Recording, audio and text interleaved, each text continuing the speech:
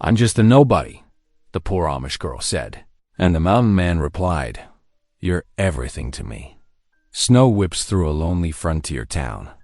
A girl in plain clothes, barefoot in the cold, is mocked and shoved into the dirt. Out of the shadows steps a scarred giant of the mountains. With one quiet stand, he changes her life forever. But mercy comes at a cost. Because a ruthless rancher claims she isn't free at all, he holds a paper that says she belongs to him. The law is on his side. The town looks away, and the mountain man knows taking her in means war. Yet in the flicker of lamplight, she turns his shack into a home. In the hush of a snowstorm, she teaches him to pray again. And just when love begins to bloom, the rancher's riders strike. Now the mountains thunder with hooves, lies, and gun smoke. Will the mountain man risk everything, not with bullets, but with truth, to prove that even a nobody is worth fighting for? Tell me in the comments where you're watching from right now, and if this story speaks to you, make sure you hit subscribe so you don't miss the next one. The snow fell thick and heavy over the Colorado highlands, blanketing the small ranching town in white silence. Each flake that drifted down seemed a mock Susan Lapp's threadbare dress and thin shawl as she made her way down the muddy street. Her bare feet, red and raw from days of walking, left small prints in the fresh powder. The mercantile's windows glowed warm and inviting, but Susan knew better than to hope for welcome there. Her plain black bonnet and simple dress marked her as different as unwanted. The last of her coins had gone for bread 3 days ago, leaving nothing but an empty satchel clutched in her trembling hands. A group of ranch hands huddled near the hitching post, passing a bottle between them. Their laughter cut through the evening air like a knife. "Well, look what we got here," one called out, his words slurred. "It's nobody, just another plain Jane nobody." Susan kept her eyes down, moving faster. The wooden sidewalk creaked beneath her feet as she tried to hurry past. "Please, Lord," she whispered, her breath visible in the cold air. "Give me strength to bear this trial." But the drunk ranch hand wasn't finished. He stepped into her path, whiskey fumes rolling off him in waves. "Ain't you gonna say hello? Nobody?" His companion snickered, encouraged by his cruelty. Before Susan could step away, he gave her a hard shove that sent her stumbling into the street. She landed hard in the snow-covered mud, her satchel flying from her grip.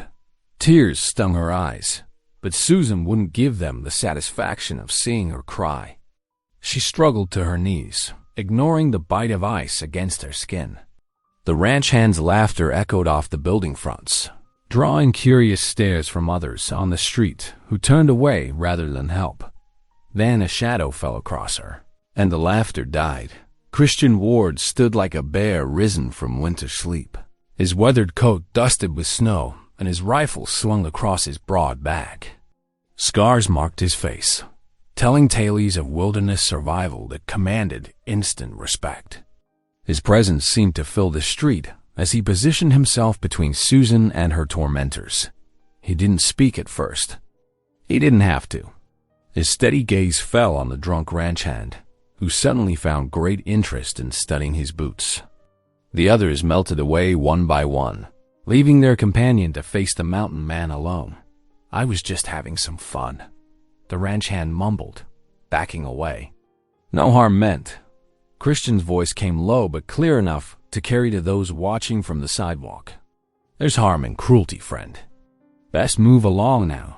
The drunk didn't need telling twice. He stumbled away, leaving only whispers and sidelong glances from the townsfolk who knew Christian Ward's reputation as a loner. A man who preferred the company of mountains to people. Christian turned to Susan, who was still kneeling in the snow. He retrieved her fallen satchel and held out a calloused hand to help her up. Susan hesitated, unused to kindness from strangers, especially English ones. "Thank you," she whispered, accepting his help with downcast eyes. "But you needn't trouble yourself. I'm just a nobody, like they said." Christian's hand tightened gently around hers as he helped her to her feet. Something flickered in his eyes, recognition, perhaps, of a soul as wounded as his own. When he spoke, his words carried the weight of truth that surprised them both. "You're everything to me." The words hung in the snowy air between them, unexpected, yet somehow right. Susan's eyes lifted to meet his, seeing not pity but understanding in their depths. Christian himself seemed startled by his declaration, but he didn't take it back. He couldn't. In that moment, something shifted between them, a connection forged in shared loneliness and unexpected grace. The townsfolk continued to stare and whisper, but their judgments seemed to matter less now. Snow fell steadily around them, erasing Susan's footprints and softening the harsh edges of the world. She stood straighter, no longer trying to make herself invisible. Christian's quiet strength beside her was like a shield against the cold, against the cruelty that had driven her to this place. Neither of them moved for a long moment, both aware that something profound had changed in those few simple words. The mountain man who shunned company and the Amish girl without a home stood together in the falling snow. Two souls who had found in each other what they didn't know they were seeking. Christian's horse trudged steadily through the deepening snow, its hooves breaking trail as it pulled the wooden sled laden with firewood. Susan sat beside Christian on the wagon seat, wrapped in an extra wool blanket he pulled from his saddlebags. Their breath clouded in the mountain air, forming delicate frost on their collars and hats. The town had disappeared hours ago, swallowed by the vast wilderness of pine and rock. Susan's feet, now covered in spare wool socks Christian had given her, still ached from her days of walking. But she didn't complain. The gentle creak of the sled runners and the horse's steady breathing filled the comfortable silence between them. As dusk approached, Christian reached beneath the seat and pulled out a brass lantern. The match flared bright against the gathering darkness, and the lamp's warm glow cut through the blue shadows of evening. "Not far now," he said, his quiet voice carrying in the still air. The line shack appeared like a darker shadow among the trees. It was small, built of rough-hewn logs with a tin roof now buried under snow. Smoke curled from the stone chimney. Christian had ridden ahead earlier to start a fire in the pot-bellied stove before returning to town for supplies. Christian helped Susan down from the wagon, then led her to the door. Inside, the one-room cabin was spare but orderly. The pot-bellied stove gave off welcome heat, and shelves lined one wall, holding steel traps, tools, and provisions. A narrow bunk with a wool blanket occupied one corner, while a small table with two chairs stood near the stove. "It ain't much," Christian said, hanging the lantern on a wall hook. "But it's warm and dry." Susan took in the humble space with grateful eyes. "Thank you for your kindness, Mr. Ward. Please, let me prepare some supper to repay you." Christian nodded, moving to unload the firewood while Susan explored the shelves. She found dried beans, salt pork, and cornmeal. Simple provisions, but enough to work with. Her hands moved with practiced efficiency as she filled a pot with snow to melt for cooking water. The familiar tasks brought comfort after so many days of uncertainty. Susan's Amish upbringing showed in her quiet industry. No movement wasted, no complaint voiced about the simple ingredients. She worked in peaceful silence, stealing occasional glances at Christian as he moved between the sled and the woodpile. When the beans were simmering with chunks of salt pork, their rich aroma filled the small space. Christian sat at the table, watching Susan work. Though exhaustion lined her face, her movements remained graceful and purposeful. He noticed how she whispered what seemed to be a prayer of thanks over the pot, her faith evident even in this small gesture. The meal was humble but hot, and they ate in companionable silence. Susan's presence filled the cabin with an unfamiliar warmth that had nothing to do with the stove's heat. Christian found himself studying her as she ate small, careful bites, noting the strength in her thin frame, the dignity she maintained despite her circumstances. When the dishes were cleaned and put away, Susan made a bed near the stove with the extra blanket Christian provided. She knelt beside it, hands clasped in prayer. Her whispered words carried faintly to where Christian sat in the shadows. "The Lord is my shepherd. I shall not want. I shall not want." Christian remained awake long after Susan's breathing had settled into the rhythm of sleep. The familiar ghosts of memory haunted him. His wife's laugh, his son's small hand in his, the fever that took them both. Why had he stepped forward today? Why had this girl's plight moved him to break years of solitude?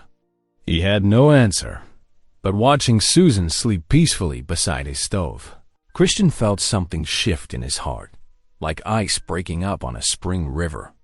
Dawn painted the cabin walls gold through the frozen window panes. Christian woke to find Susan already up, wielding a rough bristle broom across the dirt floor. She had tied back her hair with a piece of string, and her plain dress was wrinkled from sleep, but her movements were full of purpose. Near the window, she had found an old curtain torn by mice or time.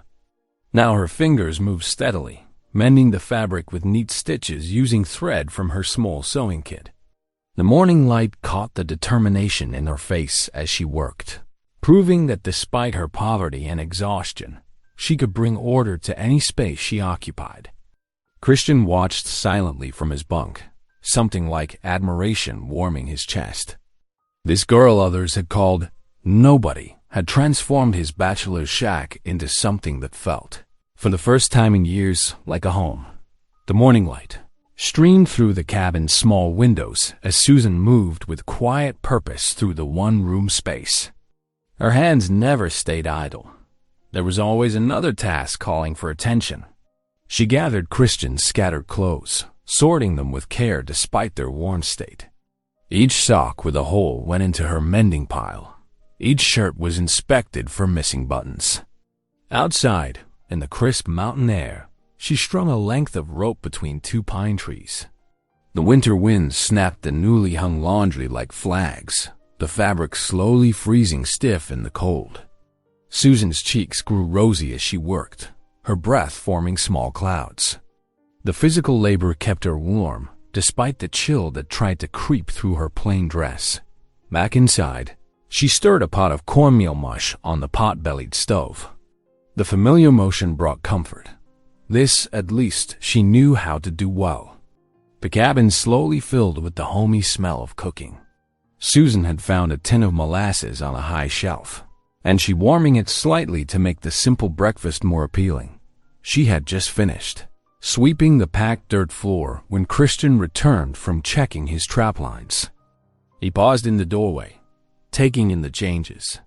His spare shirts hung neatly from pegs. The stack of old newspapers was arranged tidily beside kindling near the stove. Even his collection of traps had been organized by size along the shelf.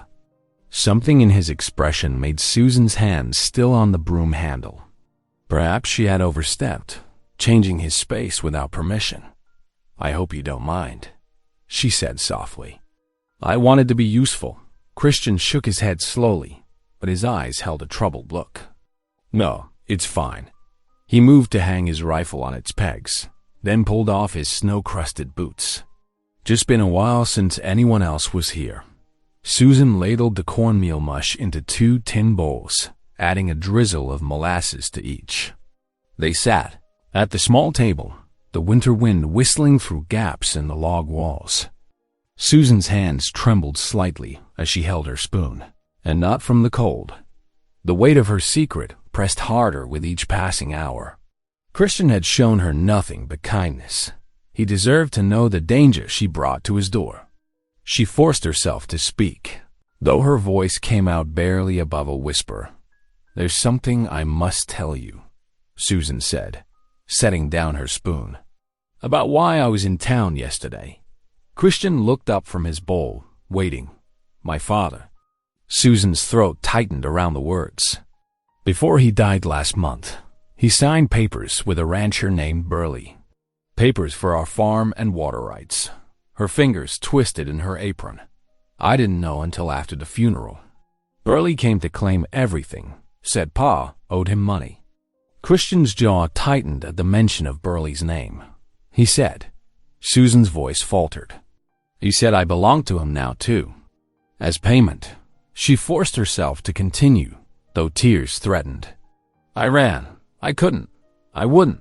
Christian set his fork down with deliberate care, but Susan saw the flash of anger in his eyes. Not at her, she realized, but at Burley's cruelty. I should go, Susan said quickly, rising from her chair. I never meant to bring trouble to your door.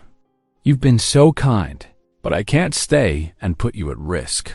She moved toward the corner where she'd stored her small bag. The wind chose that moment to howl particularly fierce, rattling the cabin's windows. The sound emphasized the deadly cold waiting beyond these walls. Susan shivered but straightened her shoulders. I'll find somewhere else. No. Christian's voice was quiet but firm.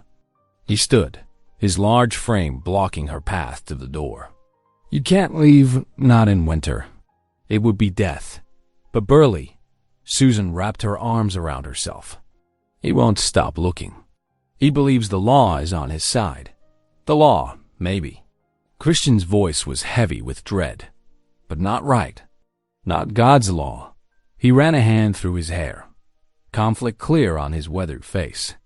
I can't turn you out to freeze. Whatever comes, we'll face it. Susan sank back into her chair, overwhelmed by relief and fear in equal measure. I'm sorry, she whispered. I should have told you sooner. You're telling me now. Christian returned to his seat, though his appetite seemed gone. That's what matters. Outside, the wind continued its mournful song across the mountain peaks, carrying with it the promise of storms to come, both natural and human. Susan bowed her head, sending up a silent prayer for strength.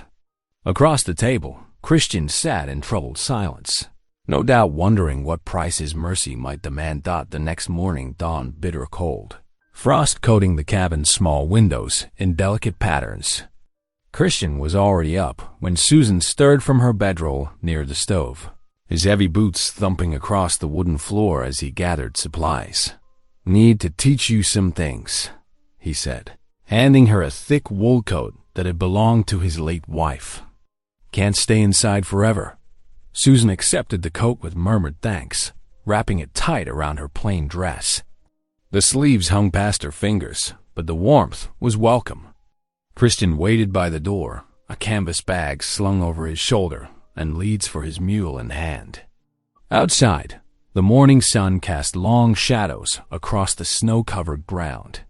Christian's mule stood patiently as he secured their supplies. The animal's breath formed clouds in the frigid air, while Christian helped Susan mount behind the saddle. They rode in silence through the woods, following a trail only Christian seemed to see until they reached a frozen creek. First lesson, Christian said, helping Susan down. He pulled an axe from his pack. Water's life out here. Need to know how to get it, even in winter. He demonstrated the proper technique, showing her how to test the ice's thickness before chopping carefully to create a waterhole. Susan watched intently, her quick mind taking in every detail. When Christian handed her the axe, she mimicked his movements, though her strikes were less powerful. Like this? She asked, adjusting her grip when he corrected her stance. Better, he nodded. Now, about food. Christian moved through the woods with silent grace, pointing out animal tracks in the snow. He showed her how to identify rabbit trails and set simple wire snares. Susan's nimble fingers proved adept at working the thin wire, though she whispered a prayer for the creatures they might catch. The morning passed with more lessons, finding dry tinder under snow, marking trails to avoid getting lost, reading weather signs in the clouds. After they shared a cold lunch of dry beef and hard biscuits, Christian pulled something from his coat that made Susan's eyes go wide. A revolver, he said quietly, holding out the worn Colt single action. Need to show you how it works. Susan's hands trembled as she looked at the weapon. We never. She swallowed hard. The Amish way forbids violence. We're supposed to turn the other cheek. Christian's expression softened with understanding, but his voice remained firm. Respect that. But out here, sometimes you need more than faith to survive. Not saying to seek trouble. Just need to know how to defend yourself if it comes. With obvious reluctance, Susan allowed Christian to place the revolver in her hands. He showed her how to check if it was loaded, how to cock the hammer, how to aim along the barrel. Her fingers were clumsy on the unfamiliar metal, but she listened carefully to every instruction. Remember, Christian said, it's like any other tool. Respect it, use it proper, only when you must. He had her practice drawing and aiming at a tree trunk until her hands stopped shaking quite so badly. The sun was low when they finally returned to the cabin. Christian had shot a rabbit with his rifle during their lessons, and Susan set about preparing it for supper. As she stirred the pot of rabbit stew, she began to softly recite verses that seemed to rise naturally to her lips. The Lord is my shepherd. I shall not want, her clear voice carried in the small cabin. He maketh me to lie down in green pastures. He leadeth me beside the still waters. Christian sat silent in his chair, cleaning his rifle as she continued through the familiar words of the 23rd Psalm. Something in her gentle recitation seemed to ease the tension from his shoulders, though his eyes remained troubled. The stew was ready just as darkness fell. They ate in comfortable quiet, the fire crackling in the stove providing both warmth and light. After the meal, Christian stepped outside to split more wood for the night, the steady thunk of his axe echoing in the cold air. He was stacking the split logs when movement caught his eye. In the dying light, he could make out distant figures on horseback along the ridge. 3 or 4 riders, their silhouettes dark against the purple sky. Even at this distance, he recognized the way they sat their horses. Burley's men, scouting the high country. Christian gathered the wood quickly but moved unhurriedly back into the cabin, not wanting to alert Susan to his concern. As she washed their supper dishes, humming another hymn, he carefully positioned his rifle near the door, within easy reach. He said nothing about the riders, but his eyes constantly strayed to the windows, watching the gathering darkness beyond. The morning sun glinted off frozen wagon ruts as Christian's mule picked its way carefully down the mountain trail. Susan sat behind him, clutching his coat for balance as the animal navigated the treacherous path. Each jolting step through the deep-cut tracks sent shivers through the mule's frame. Need supplies, Christian had explained earlier. Running low on flour and coffee, but his eyes had scanned the horizon constantly as they prepared to leave, betraying his unease about returning to town. The journey took twice as long as usual. Ice-glazed holes and frozen ridges forced them to move at a crawl. Susan's breath frosted in the cold air as she pressed close to Christian's back for warmth. Neither spoke much, saving their energy for staying mounted on the rough terrain. By mid-morning, they finally reached the outskirts of town. Already, heads turned as they rode past, and whispers followed in their wake. Susan pulled her bonnet lower, trying to shield herself from the stares, but she could still hear the murmurs. That's the Amish girl Burley's claiming. I heard her pa signed her away with the water rights. Shame, really. Poor thing's got nowhere else to go. Outside the general store, Christian helped Susan down from the mule. Her legs were stiff from the cold ride, but she forced herself to stand straight and dignified despite the watching eyes.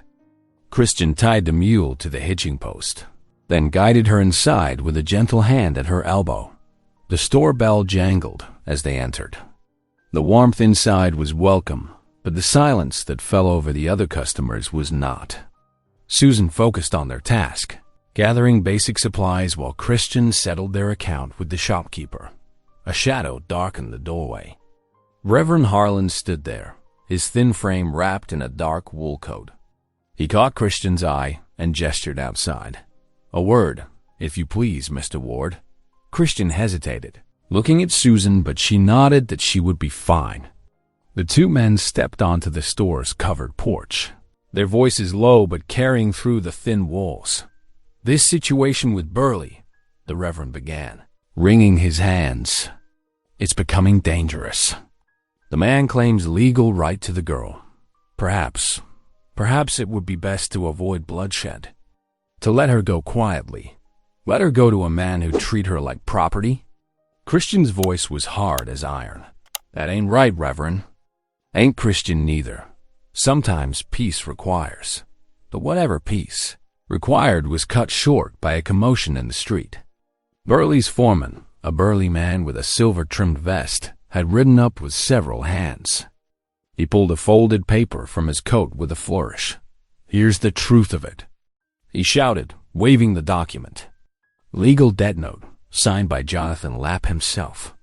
Everything he owned, including responsibility for his daughter, transferred to Mr. Burley on his death. "The girl belongs with us." Christian's hand moved to his rifle, but he kept it lowered. His jaw clenched as townsfolk gathered to witness the spectacle. Susan appeared in the store doorway, trembling but holding herself with quiet dignity. The tension might have erupted into violence then, but a new voice cut through the crowd. "Morning, Christian Ward." The words were spoken in careful English, with the slight lilt of a native accent. A lean figure moved through the onlookers. Henry, a Ute Scout Christian, had known for years. The two men clasped hands warmly, their greeting a clear signal of alliance that made Burley's foreman shift uncomfortably in his saddle. "Been watching Burley's games," Henry said, his dark eyes scanning the crowd. "Seen him forge papers before. Seen money pass the sheriff, too. Not right."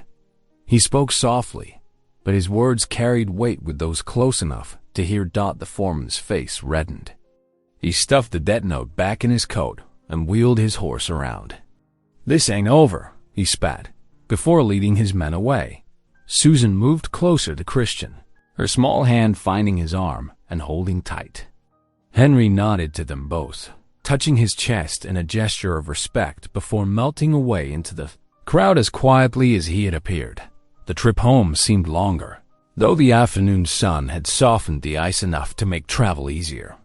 They were halfway up the mountain when Susan finally spoke, her voice barely above a whisper. "I'm sorry to bring such trouble to your door." "I'm nothing but a burden." Christian pulled the mule to a stop.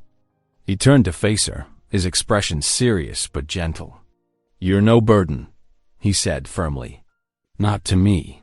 Susan's eyes filled with tears, but she straightened her shoulders and nodded. Together, they continued their slow journey home through the deepening shadows of the winter afternoon. Back at the cabin, Susan stirred the iron pot hanging over the fire, the rich aroma of cooking beans filling the small space. She had seasoned them with the last of their salt pork and a pinch of dried herbs she'd found tucked away in Christian's cupboard.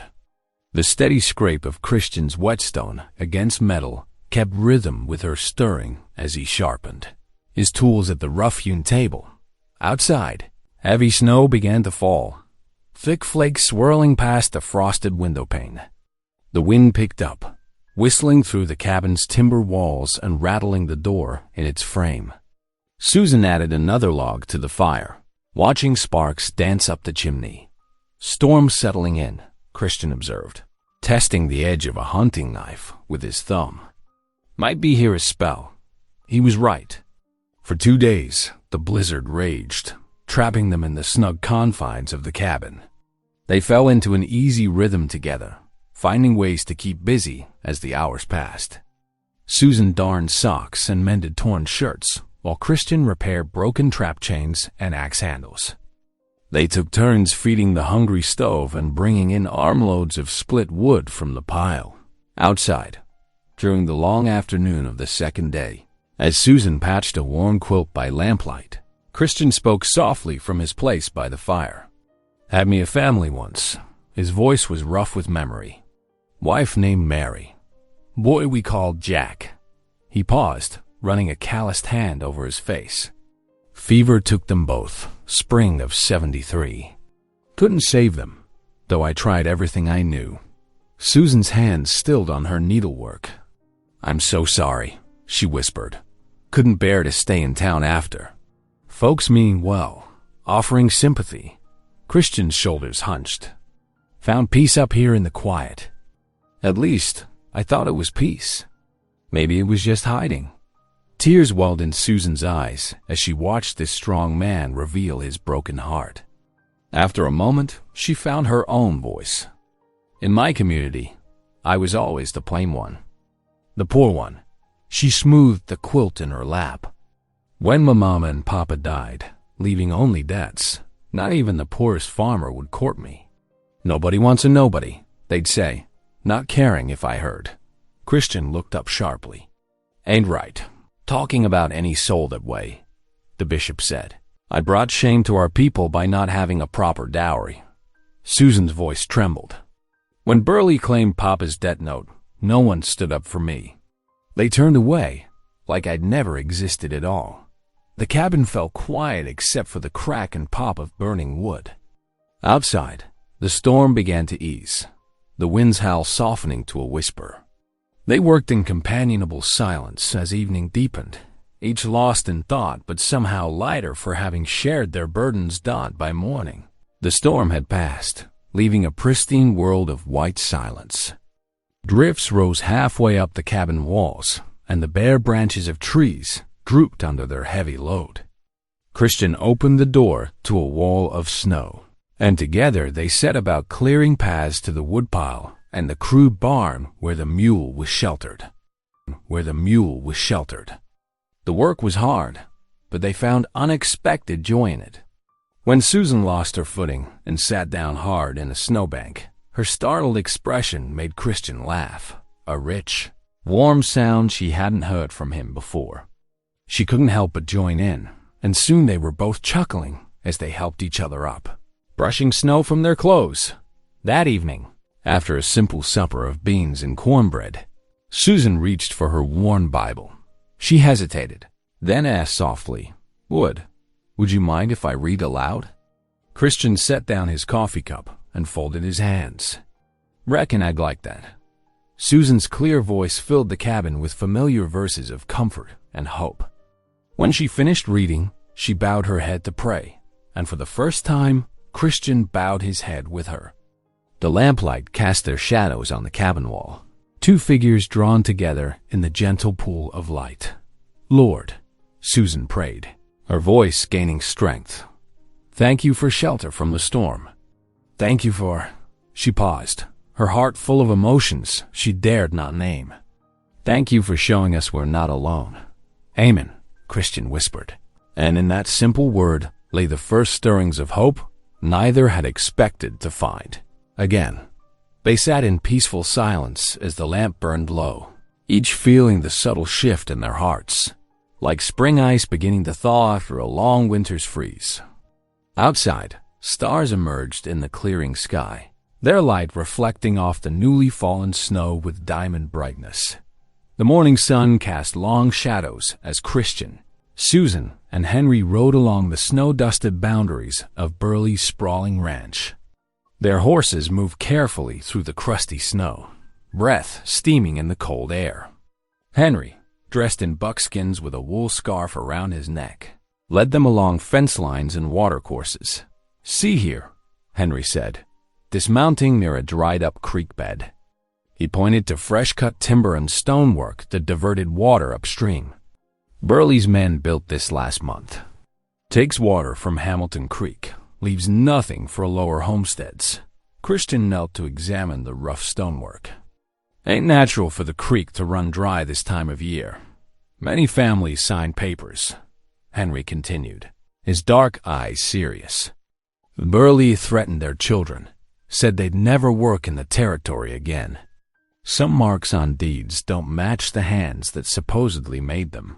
Susan wrapped her shawl tighter, watching as Christian and Henry followed the diverted water's path. They found broken fence posts where Burley had pushed his boundaries past their legal marks, and a well that stood empty, its water stolen by the new channels upstream. Come spring, folks downstream won't have water for crops or cattle, Christian muttered. running his hand along the well's dry stones. He's stealing their livelihood plain as day. They rode further, finding more signs of Burley's deceit. Survey markers moved in the night. Corner posts were located. Springs suddenly fenced inside his property lines. Henry pointed out each piece of evidence with quiet certainty, drawing on his deep knowledge of the land's true boundaries. Near midday, they approached the small cluster of homesteads on the outskirts of town. Women struggled with heavy water buckets, while thin cattle lowed plaintively at empty troughs. Children helped their mothers haul what little water they could find from a distant spring. Susan straightened in her saddle. "Christian, might we stop?" "They need help." Christian nodded, and Susan dismounted quickly. She approached the young mother struggling with 2 buckets while trying to mind a toddler. "Let me help," Susan offered, taking one of the heavy pails. The woman hesitated, recognizing Susan as the Amish girl from town. But Susan was already moving, her sure steps making quick work of the distance to the water trough. Soon she was helping other women, organizing the older children into a bucket line, making the work lighter through shared effort.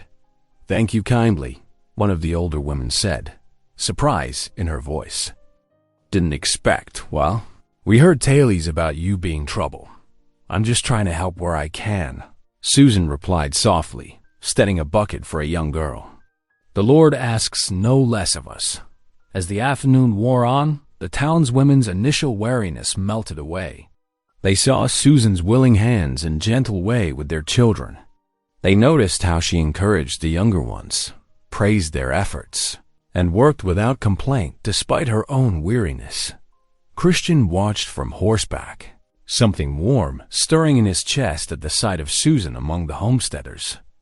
Henry noticed his expression and smiled knowingly, but said nothing. The sun was setting when they finally returned to Christian's cabin. While Christian stacked firewood near the door, Susan lingered outside, watching the last rays paint the snow-covered peaks in shades of gold and pink. "Thank you," she said quietly, "for letting me stay here." "For everything." Christian paused in his work, axe resting against a log. "Cabin was just walls and roof before you came."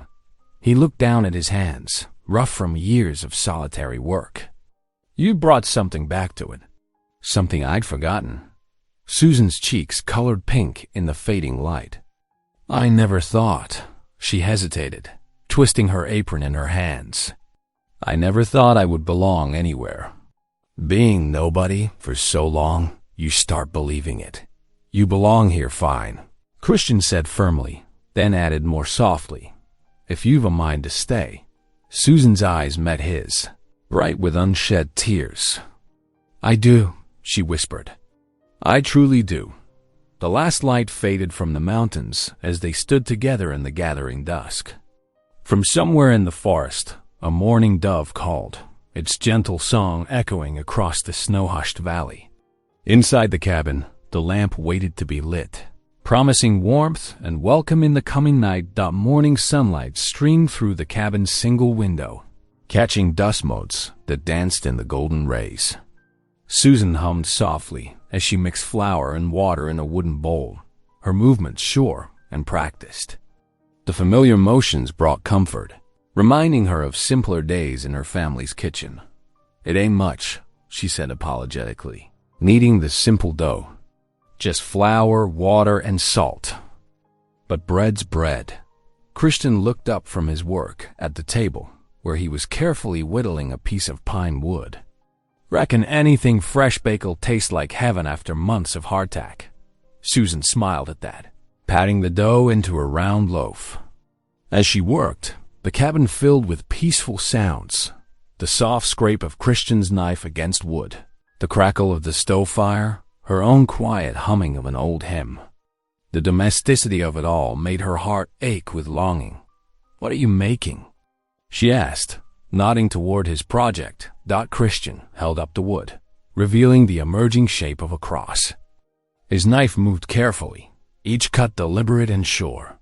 "Figured the cabin could use something proper," he said softly. "It's been too long since I paid mind to such things." Susan watched as he smoothed the edges with careful strokes. The simple act brought tears to her eyes. This man who had lived so long in solitude, now carving a symbol of faith. The bread baked slowly, filling the cabin with a warm, yeasty aroma that made it feel more like home than ever.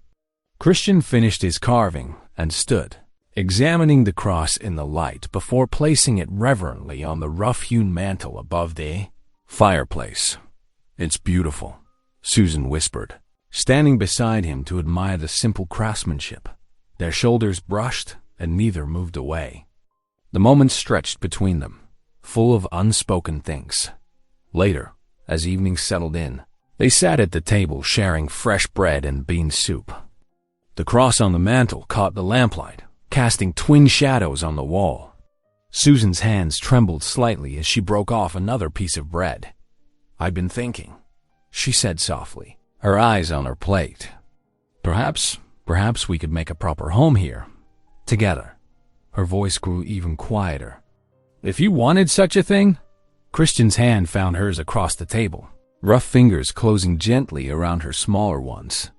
His throat worked, emotion making it hard to speak. The warmth of her hand in his said more than words could manage. The peaceful moment shattered as gunshots cracked through the night air. Susan gasped, dropping her bread. Christian was on his feet in an instant, grabbing his rifle from beside the door. "Stay inside," he ordered, his voice hard. Away from the windows, Susan pressed herself against the wall beside the fireplace, heart pounding as Christian stepped out into the darkness. More shots rang out, closer this time, warning shots meant to frighten rather than harm. She could hear horses' hooves thundering in the darkness, men's voices calling out crude threats. Christian's deep voice carried through the door. "Show yourselves if you've got the courage." But there was only mocking laughter, growing fainter as the riders retreated into the night. Susan counted her breaths, trying to still her trembling hands. It seemed an eternity before Christian returned, his face grim in the lamplight. He set his rifle down carefully, then crossed to where Susan stood. "You all right?" She nodded, though her hands still shook. Was it his men?" "Burley's bunch," Christian confirmed, jaw tight with anger. "Showing us they can reach us even up here."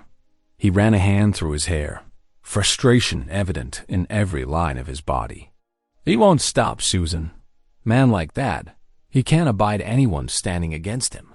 What can we do?" She asked softly. Christian shook his head. "I don't know yet, but I won't let him hurt you." Susan reached for his hand, drawing strength from his solid presence. "God help us," she whispered, her eyes finding the wooden cross on the mantel. "God help us all." The cabin felt colder now, their earlier peace destroyed by Burley's show of force. The half-eaten bread lay forgotten on the table, and somewhere in the distance, a coyote howled, a long, lonely sound that echoed off the mountainsides.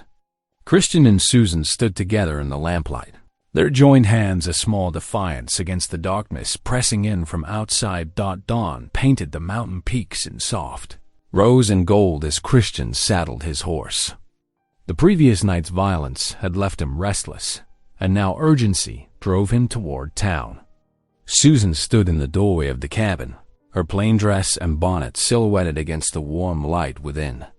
"I will be praying," she said softly, pressing his warm Bible into his hands. For wisdom with the sheriff, and for Henry's words to reach their mark. Christian nodded, tucking the Bible into his saddlebag. "By the door behind me." "Keep the rifle close." The morning air bit cold as Christian rode down the mountain trail, frost crunching under his horse's hooves. Henry waited at the agreed spot where the path met the valley, mounted on his paint pony. "My brother." Henry greeted him with a raised hand. "The spirits are restless today." Together they rode into town, the streets still quiet in the early hour. A few ranch hands stumbled from the saloon, and storekeepers swept their boardwalks. At the sheriff's office, Christian dismounted, his boots heavy on the wooden steps. Back at the cabin, Susan kept her hands busy to quiet her nerves. She swept the plank floor, straightened Christian's few books, and added wood to the stove. The morning passed slowly as she worked, pausing often to whisper prayers. The crack of breaking wood shattered her peace. The door burst inward, splinters flying. 3 of Burley's men rushed in, their faces twisted with cruel purpose. Susan screamed and lunged for the rifle, but rough hands seized her arms. "Ain't so high and mighty now, are you?" One sneered, twisting her wrist until she cried out in pain. They dragged her outside, deaf to her protests. The cabin lay ransacked behind them. Chairs overturned, dishes shattered, Christian's carved cross thrown to the floor. Susan fought with all her strength as they forced her onto a waiting wagon. "Please," she begged. "The Lord sees what you do here." A dirty rag silenced her prayers as they bound her hands. The wagon rattled down the mountain, each bump and jolt a fresh agony. Susan's tears froze on her cheeks, but her faith held firm. She fixed her eyes on the sky and prayed silently, drawing strength from remembered scripture. The sun was setting when Christian returned, Henry beside him. They had spent hours arguing their case to an indifferent sheriff, who claimed his hands were tied without proof of Burley's misdeeds. The cabin came into view, and Christian's heart stopped. The door hung broken on its hinges. Inside, devastation greeted them. Susan's neat work destroyed, their simple home violated. Christian's hand shook as he lifted her torn prayer book from the floor, its pages scattered like fallen leaves. "No," he breathed, dropping to his knees. "No, no, no." Henry moved silently through the wreckage, reading signs only his trained eyes could see. 3 men, he reported. They took her by wagon, heading east. Toward Burley's ranch, Christian clutched the prayer book to his chest, grief warring with rage. The evening light fell across the ruined cabin, touching the overturned cross that now lay in the corner. Miles away, in a locked outbuilding on Burley's ranch, Susan huddled on a pile of musty hay. Her dress was torn, her arms bruised from rough handling, but her spirit remained unbroken. A single lantern cast weak light through the gloom. "The Lord is my shepherd," she whispered, drawing comfort from the familiar words. "I shall not want. He maketh me to lie down in green pastures." The wooden walls creaked in the wind. Outside, she could hear men laughing, horses stamping in their corrals. Susan touched her split lip gently, tasting blood, but refused to give in to fear. "Christian will come," she murmured, wrapping her arms around herself against the cold. "And if not him, then the Lord will make a way." She settled deeper into the hay, ignoring its sharp prickles. The lantern flickered, sending shadows dancing across the rough boards. Susan straightened her back and lifted her chin, determination replacing fear in her heart. She would not let Burley break her faith or her spirit. "Yea, though I walk through the valley of the shadow of death, I will fear no evil." Her soft voice carried the ancient words into the darkness, a shield against despair. "For thou art with me." The night stretched ahead, long and cold, but Susan's prayers never ceased. She would endure. She would wait. And she would trust that deliverance would come, whether through Christian strength or God's mercy. Until then, she had her faith to sustain her, and the knowledge that she was longer than nobody she had once believed herself to be. The morning sun cast long shadows across the snow as Christian and Henry followed the wagon tracks leading from the ransacked cabin. Their horse's breath frosted in the bitter air, hooves crunching through the crusty surface with each careful step.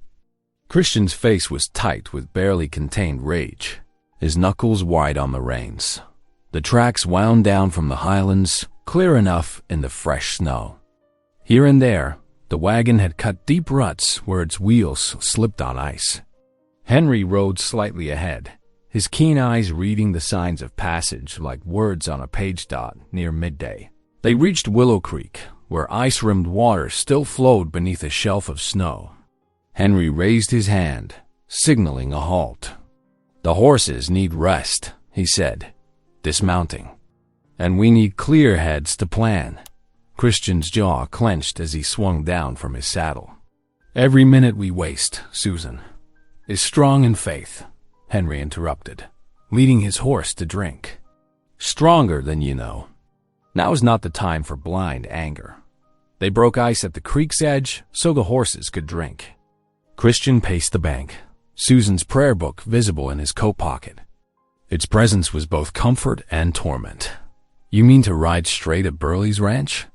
Henry asked, though he already knew the answer. "With just your rifle against his dozen men? What choice do I have?" Christian's voice cracked with frustration. Henry straightened, meeting his friend's desperate gaze. "There is always choice, brother, between vengeance that spills blood or justice that speaks truth."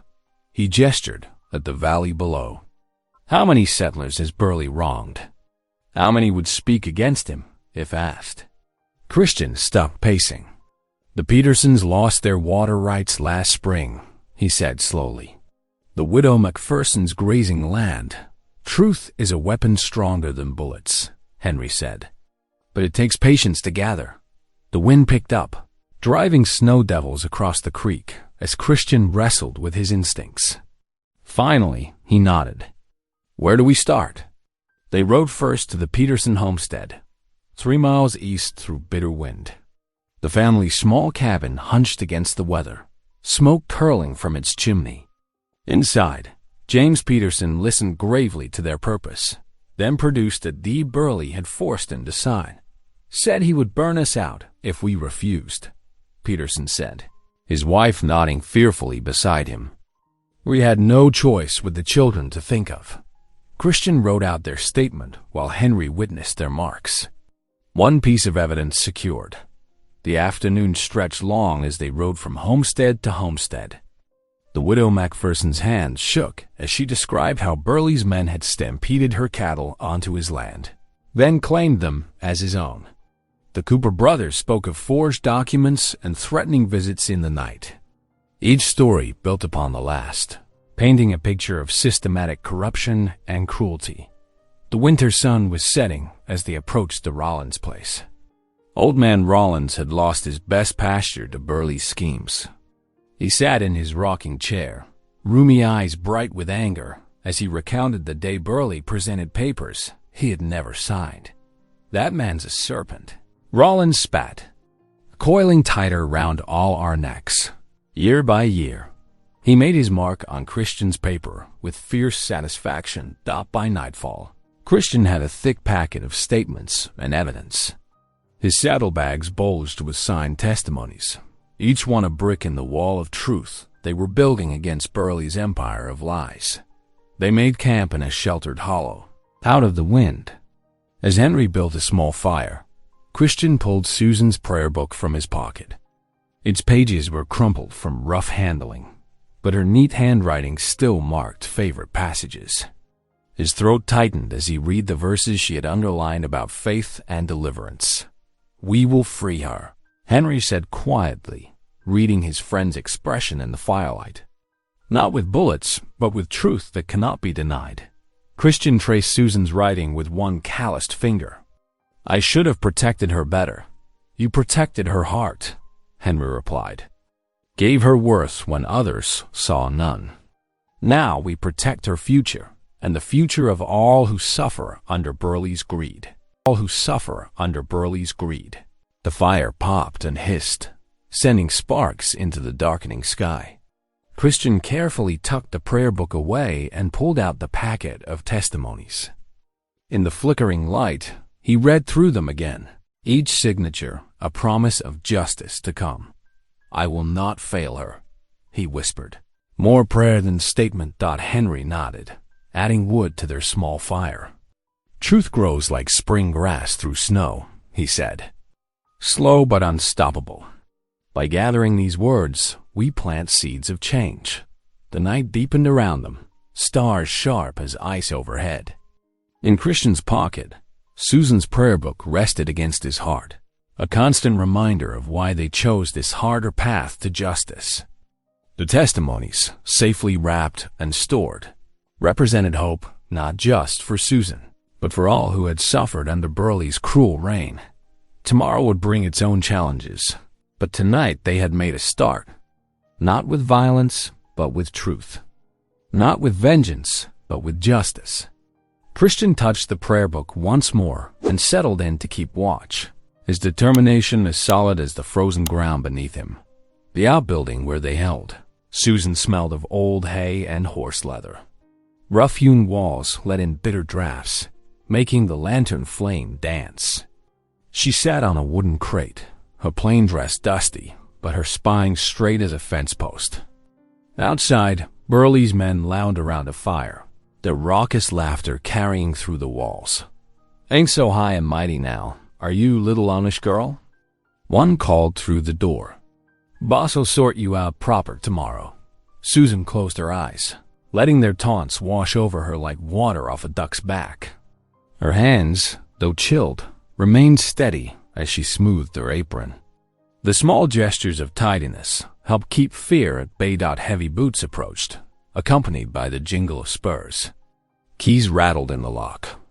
The door swung wide, bringing a gust of cold air in Burley's bulky silhouette.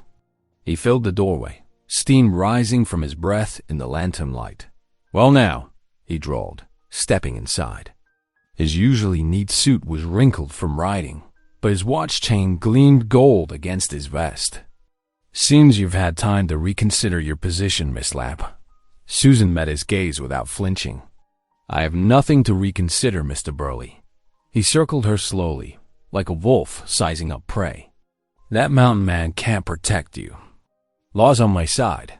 Got your pa's signature right here." He patted his breast pocket. "Come morning. Judge'll make it official.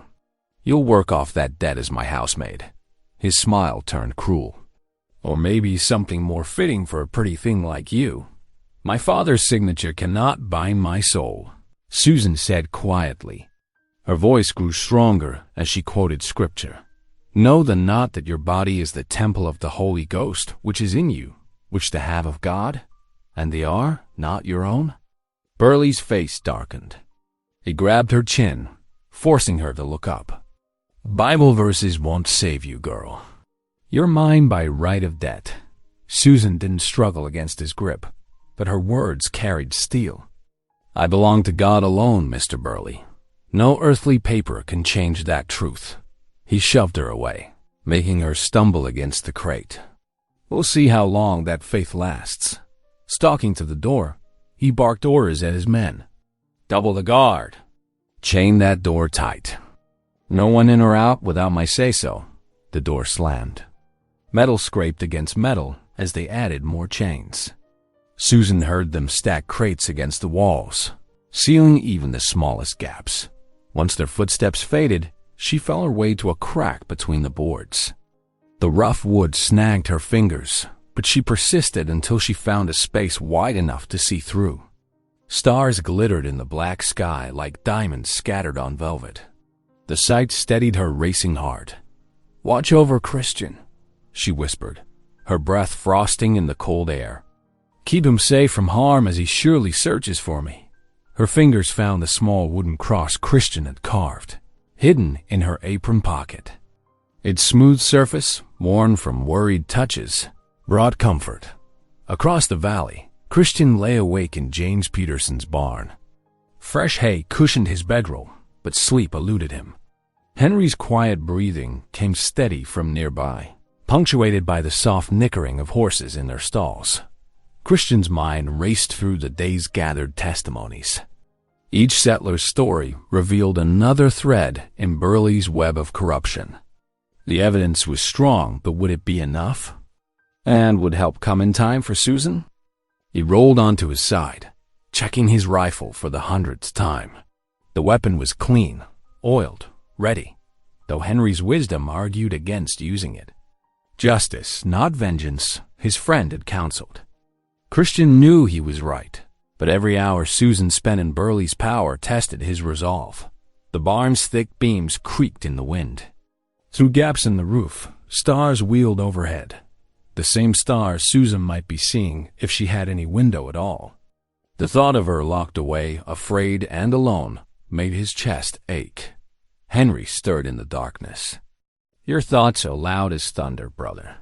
"Can't help it," Christian replied, "knowing she's in that monster's hands." "She has strength you haven't seen yet," Henry said softly. "Faith holds her up, like roots hold a tree in storm." Christian touched Susan's prayer book in his pocket. "I know, but she shouldn't have to be strong alone." "Dawn comes soon enough," Henry murmured. "Rest now. Tomorrow needs clear eyes." But Christian kept vigil through the long hours, his determination sharpening like a blade against stone. Whether through law or force, he would see Susan free. The evidence they'd gathered would expose Burley's crimes, topple his empire of threats and lies. And if justice failed, his hand tightened on his rifle stock, then deliberately relaxed. One way or another, Susan would not face another sunset, and chains. Dawn painted the mountain peaks with pale gold as Christian and Henry rode toward town. Their horses' hooves crunched through crusty snow, breaking the morning silence. Christian carried a leather satchel heavy with papers signed testimonies from 24 settlers wronged by Burley's schemes. "Town's quiet," Henry observed as they approached. His keen eyes scanned the empty streets. "Too early for most folks," Christian nodded, guiding his mount past the shuttered mercantile. "Reverend will be up, though. Man's got his routine." Sure enough, smoke curled from the small house beside the white-painted church. Henry dismounted first, tethering his horse to the fence. Christian followed, clutching the precious satchel. His knuckles were white around the worn leather. Reverend Harlan answered their knock in his morning coat, spectacles perched on his nose. "Brother Ward? Henry?" His eyes darted nervously between them. "Rather early for a social call." "This ain't social," Christian said quietly. "Got something you need to see." The Reverend's small study smelled of coffee and lamp oil. Books lined the walls, their spines worn with use. Christian spread the testimonies across the desk while Henry stood watch at the window.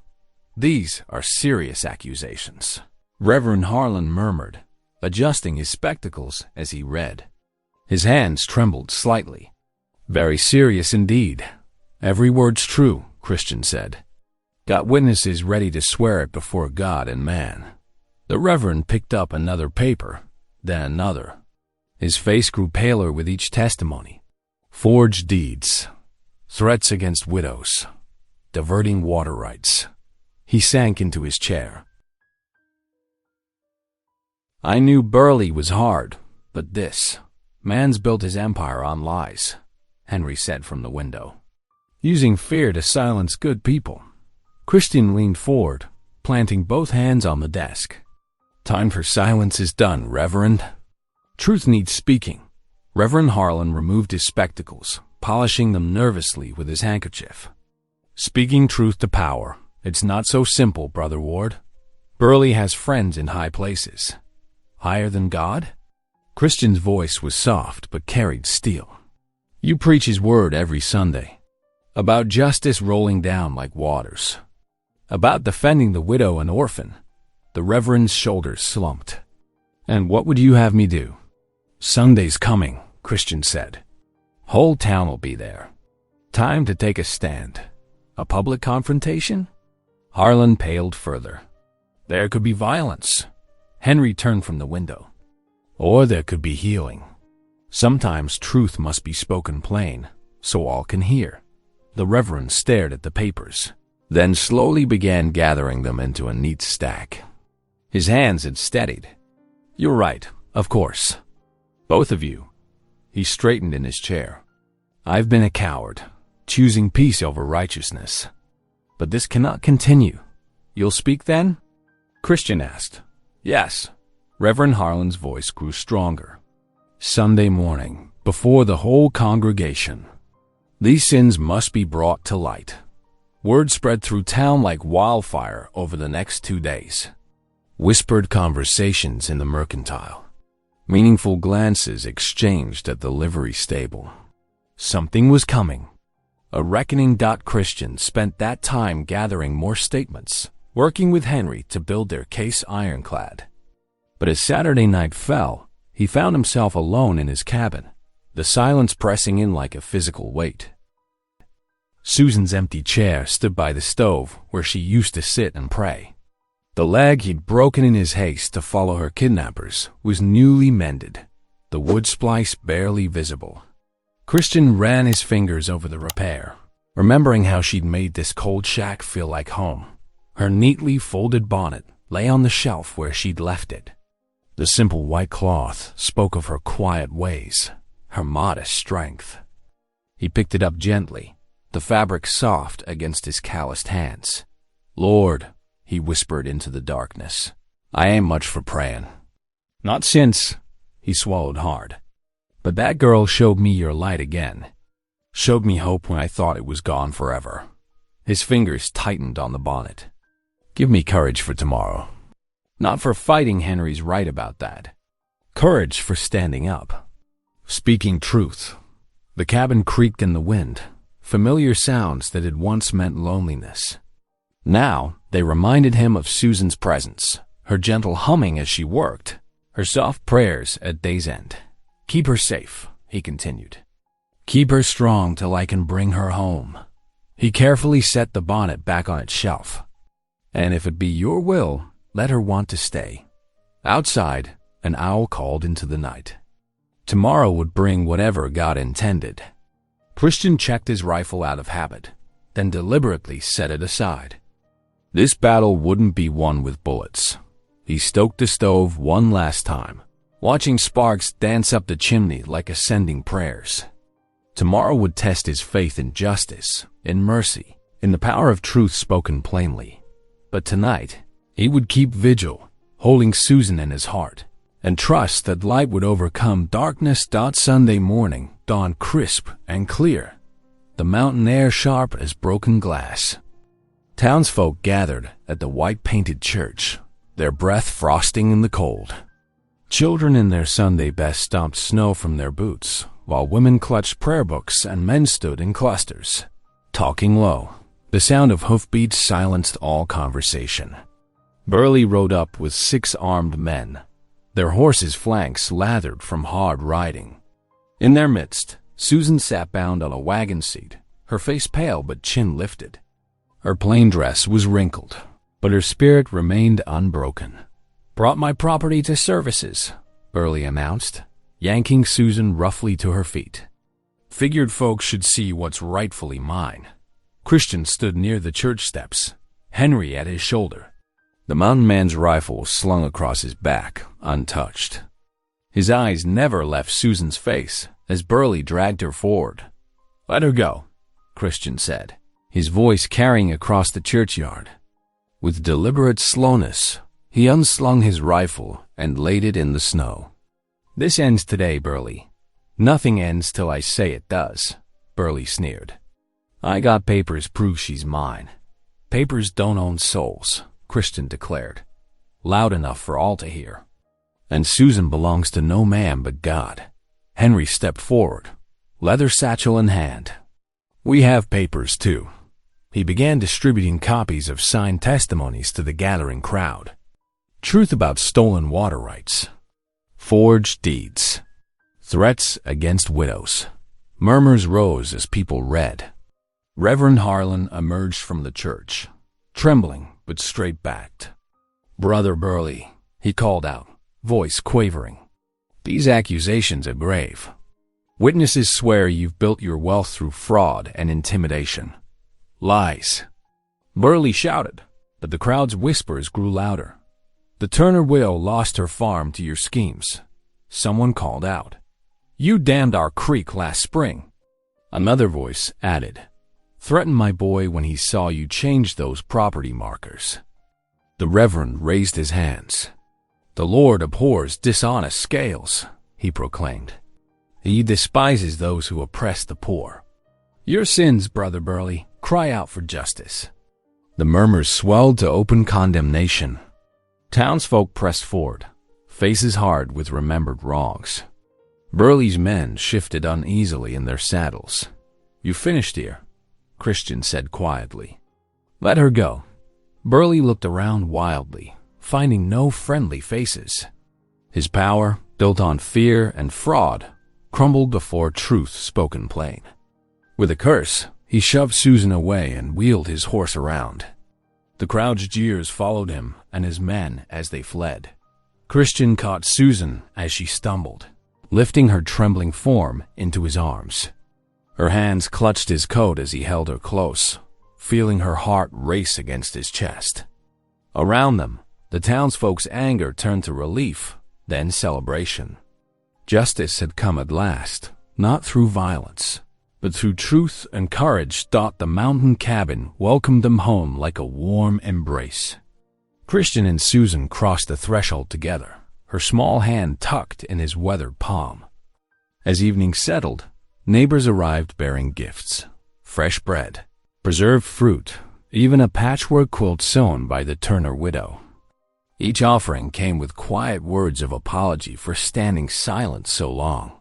Susan moved about the cabin with gentle grace, lighting the oil lamp that cast golden warmth across rough-hewn walls. Its glow chased shadows from every corner, much as her presence had brightened Christian's dark solitude. At the supper table, Christian suddenly knelt beside her chair. Taking her work-worn hands in his, he spoke softly. "You're my answered prayer, Susan. God sent you through that storm to heal my heart." Tears welled in her eyes. "I was nobody," she whispered. "Not anymore," he answered tenderly. "You're everything to me." They held each other close as Henry appeared in the doorway, smiling at their joy. "You are as family now," he said, touching his heart. "I will watch over you both." Outside, snow fell in gentle silence as Christian and Susan bowed their heads together in prayer, their new life already blooming despite winter's chill dawn. Thanks for spending a moment here with me. If this story touched you, let's keep this connection going. Hit subscribe, and I'll see you in the next one.